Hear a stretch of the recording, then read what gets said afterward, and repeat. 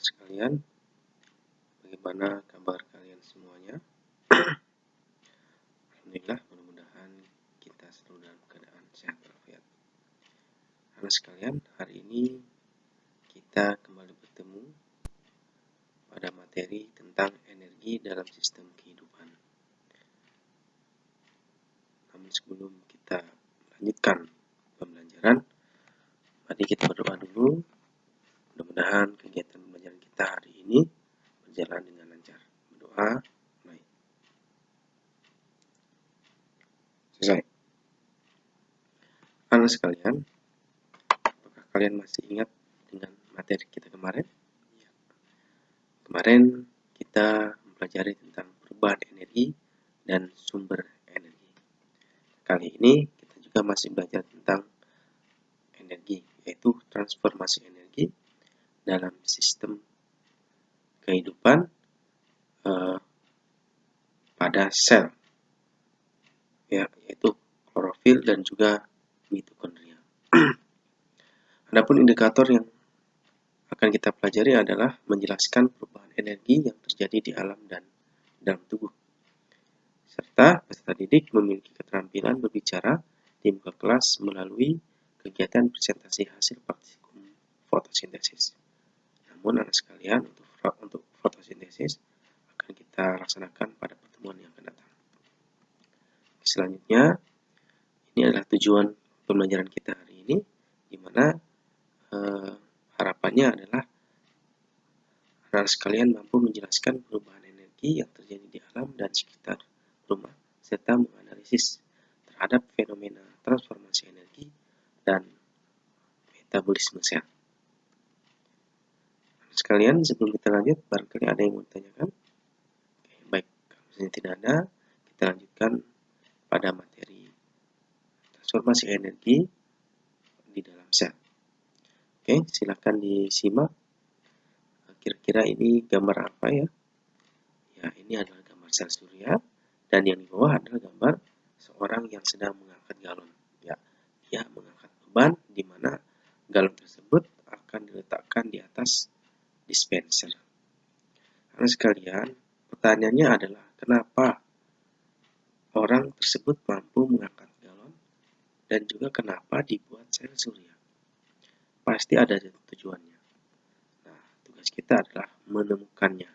Bagaimana caranya? Caranya adalah dengan mengidentifikasi sebanyak-banyaknya yang berkaitan dengan gambar tersebut. Kemudian, dari identifikasi tersebut, tarik satu pertanyaan untuk membuat rumusan masalah, serta dibuat hipotesis sementara. Nah, selanjutnya masuk ke tahap bagaimana cara mengumpulkan data. Data diambil berdasarkan literasi yang relevan. Misalnya dari buku atau dari hasil diskusi sesama teman satu kelompok atau kelompok lain. Bahkan bila perlu, kalian juga berdiskusi dengan guru kalian. Dan Bapak siap untuk memfasilitasi itu. Harapannya, dan data yang diperoleh, anak-anak sekalian mampu membuat jawaban sementaranya untuk membuktikan benar atau salah hipotesis yang telah dibuat. Selanjutnya, mengisi pada LKPD 1, ini ada 3 kolom, hasil identifikasi, rumusan masalah, dan hipotesa. Lalu tahap selanjutnya adalah mengolah data. Bagaimana caranya? Caranya adalah dengan menafsirkan data tersebut. Namun sebelum ditafsirkan, terlebih dahulu diolah, yaitu dengan cara mentabulasikan atau mengelompokkan, membedakan sifat atau jenisnya, dan seterusnya. Sehingga bisa didapat spesifikasi dari data tersebut untuk mendukung jawaban yang sudah dibuat. Selanjutnya hasilnya dimasukkan ke dalam LKPD 2. Lalu sekalian, selanjutnya pada tahap terakhir selanjutnya adalah pembuktian. Nah, pada tahap inilah mungkin sedikit sulit, di mana anak sekalian harus berani membuktikan tersebut. Bagaimana caranya? Caranya adalah dengan membuat konsep-konsepnya. Jadi, apakah jawaban yang kalian buat itu benar, maka dibuatkan konsepnya. Bagaimana konsepnya? Nah itu ya. Selanjutnya setelah kita menyelesaikan pembuktian, silakan isi pada LKPD 3 dalam bentuk uraian.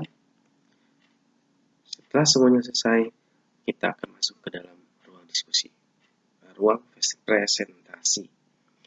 Nah, di sini yang Bapak inginkan adalah kalian berani dalam berdiskusi, ya. Jangan sampai merasa bahwa kelompok lain bagus. Tidak seperti itu. Kita di sini memiliki kesamaan, kemampuan yang sama. Oke, baik karena sekalian, barangkali ada yang ingin kalian tanyakan sebelum masuk pada pelaksanaan tugas kalian masing-masing. Oke, baik kalau tidak ada, Bapak persilahkan untuk bekerja sama dengan kelompoknya masing-masing. Bapak beri waktu sebanyak 30 menit untuk menyelesaikannya. Setelah itu kita lakukan presentasi. Terima kasih. Baik, anak sekalian, kira-kira kesimpulan dari hasil diskusi kita adalah siapa yang mau menjawab? Oke, baik. Betul sekali bahwa konsep pada panel surya itu adalah mencontoh proses klorofil. Pada panel surya terjadi proses berikut, yaitu cahaya matahari mengenai panel surya, kemudian elektron bergerak melalui konduktor, pada saat itulah dihasilkan energi listrik. Lalu bagaimanakah proses yang terjadi pada fotosintesis? Apakah ada yang bisa menjelaskan? Oke, baik, bagus. Kesimpulannya adalah pada proses klorofil terjadi urutan sebagai berikut, yaitu energi cahaya ditangkap oleh klorofil sehingga menggerakkan elektron dan kemudian diikuti oleh proton. Proton masuk ke dalam kompleks enzim, di mana di dalam kompleks enzim inilah akan dihasilkan energi kimia, yaitu ATP dan NADPH. Energi ATP dan NADPH digunakan untuk mengubah CO2 menjadi glukosa. Oke, baik. Selanjutnya, apakah ada yang mau memberikan kesimpulan kembali? Oke, baik. Bagus sekali jawabannya.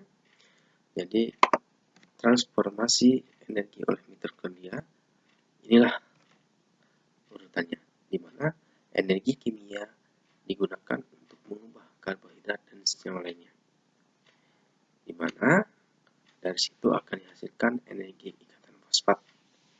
Energi ikatan fosfat digunakan untuk mengoksidasi DNA, RNA, protein, dan lemak. Pada proses respirasi sel di mitokondria itu akan dihasilkan 3 senyawa, yaitu energi dalam bentuk ATP, CO2 atau karbon dioksida, dan air. Inilah proses respirasi yang terjadi di sel. Oke, sekalian, sebelum kita lanjutkan, barangkali ada yang bertanya. Oke, baik, kalau misalnya tidak ada, kita akhiri ya, karena waktu kita sudah hampir habis. Sekalian,